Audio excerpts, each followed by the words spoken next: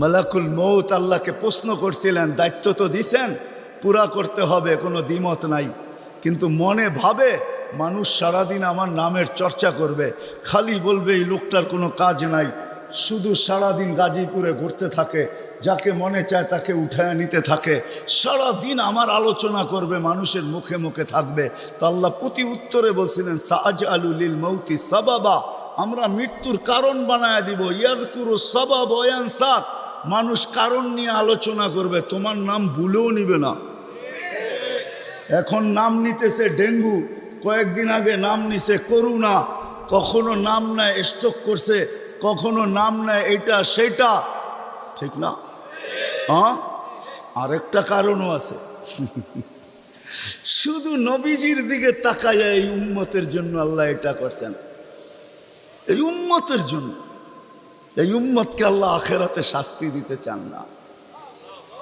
হায় হায়, উম্মত যদি নবী চিনত। আয়সা পড়ছি অবেলা, তো হাতে সময়ও নাই, আর হইল ওয়াজ মাহফিল, অন্য কিছু হইলে হয়তো ওইদিকে চলে যেতাম। নবীজি শুনানের সময় আমার কাছে এখন নাই। যে উম্মত নবী চিনে না, নবীর কারণেই আমরা পাইছি। এই উম্মতকে শাস্তি আল্লাহ আখেরাতে ইনশাআল্লাহ দিবে না।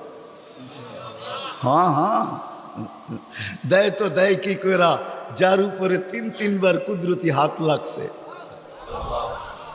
কয়বার? সৃষ্টি লগ্নে একবার, বাছাই পর্বে একবার। আমরা বাছাইকৃত উম্মত।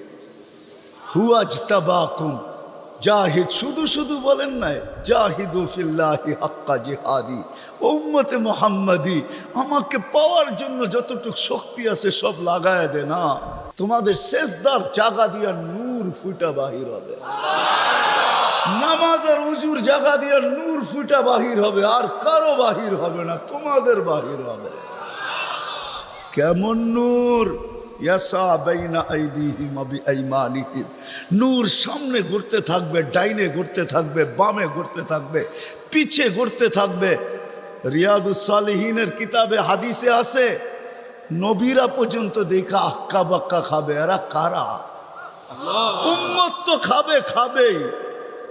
ফেরেশতারা বলবে চিনো না বুঝি, ঠিক না? সবাই শেষে আসছে, তো কোত্থেকে চিনবা, তোমরা তো ওই সময় ছিলাই না। এটা উম্মতে মুহাম্মাদি, উম্মতে মুহাম্মাদি। আজকে এই উম্মত নবী চিনে না, দাবি জানে না। শেষ জায়গায় চলে আসছি, আর কিন্তু লম্বা হবে না। আল্লাহর দাবি আমাদের কাছে, আল্লাহকে রাজি করো।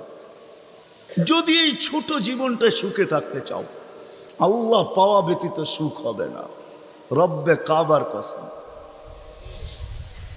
যদি আল্লাহ পাওয়া ব্যতীত সুখী হইতো, তাহলে দুনিয়ায় সবচেয়ে বেশি সেলিব্রিটিরা আত্মহত্যা কোনোদিন করত না। সবকিছু পাওয়ার পরেও নিজের পিস্তল নিজের মাথায় লাগতো না।